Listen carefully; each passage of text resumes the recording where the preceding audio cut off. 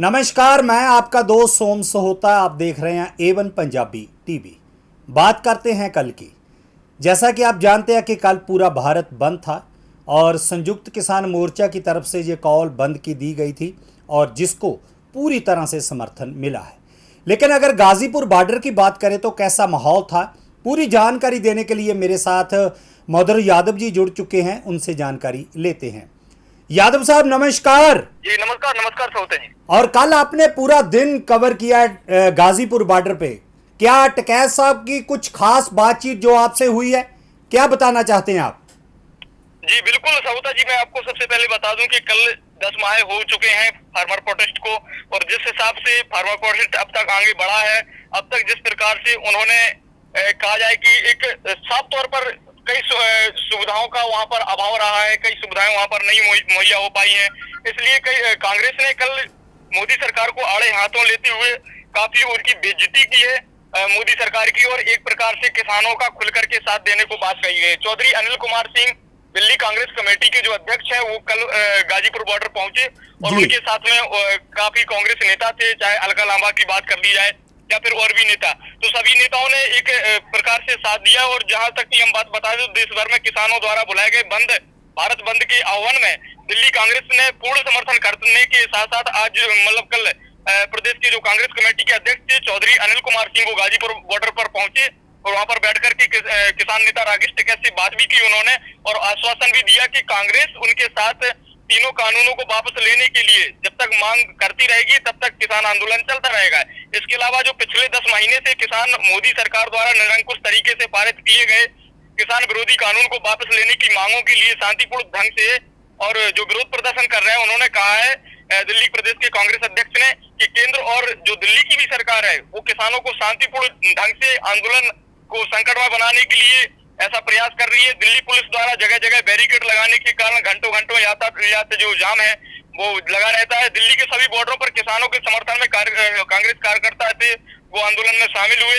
इसमें चौधरी अनिल कुमार के साथ पूर्व विधायक भीषम शर्मा और अमरीश गौतम और प्रदेश उपाध्यक्ष श्री जली मेहंदी भी और शिवानी चोपड़ा, प्रदेश की महिला उपाध्यक्ष स्मृता धमन और जिला अध्यक्ष दिनेश कुमार, राजेश चौहान, ये तमाम नेता जो थे, वो श्रीमती सिंधिया कुमार जी बाकी सभी मौजूद वहां पर थे।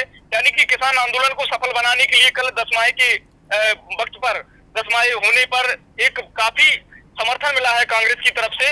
वहीं सर हमारे साथ विपक्ष की तरफ से समाजवादी पार्टी के नेता भी मौजूद है, प्रवक्ता है चौधरी जो है सैयद नासिर सलीम साहब। नासिर सलीम साहब, over to you some Sahota जी।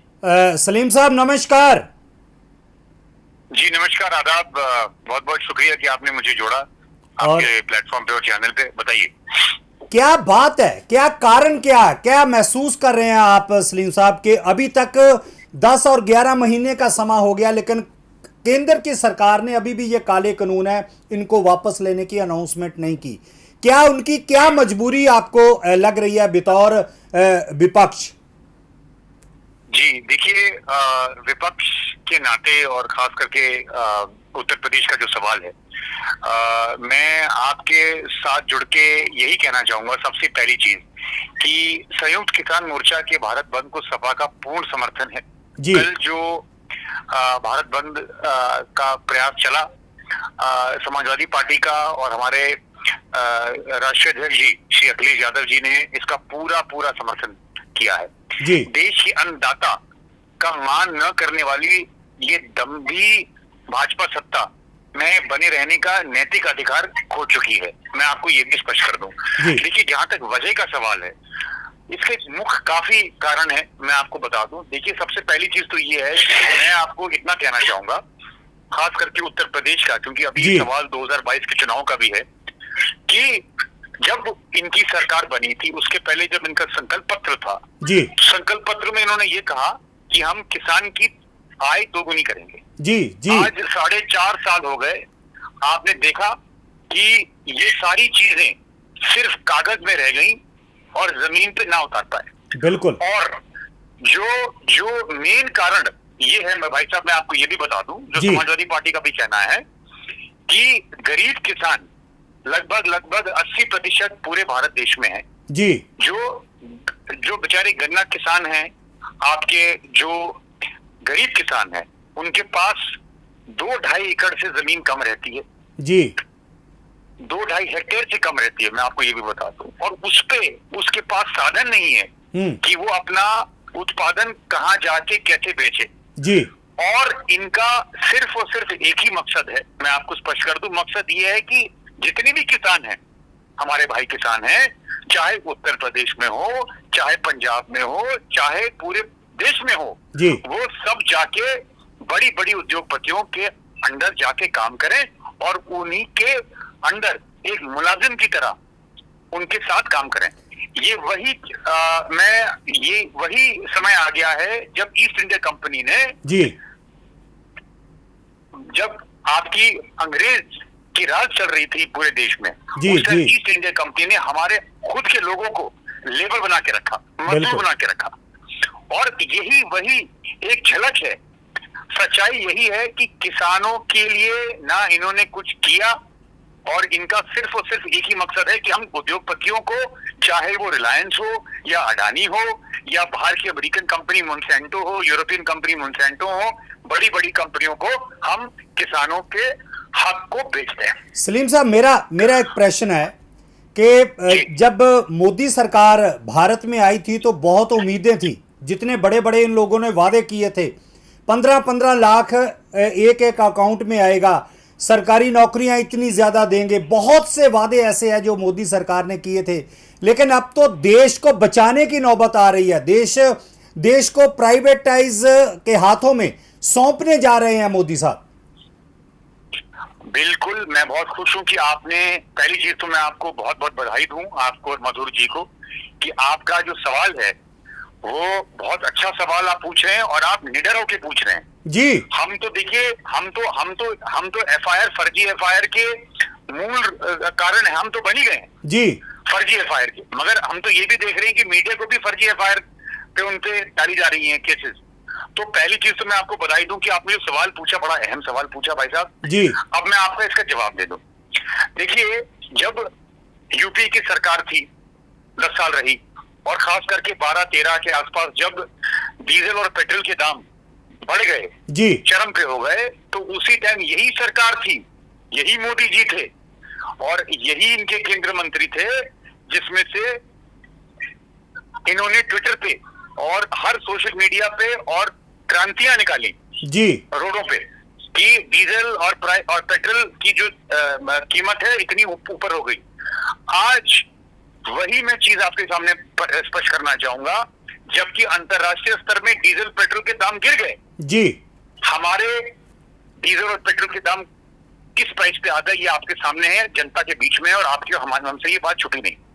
पहला सवाल, क्या महंगाई का इनका वादा नहीं था या महंगाई कम करेंगे?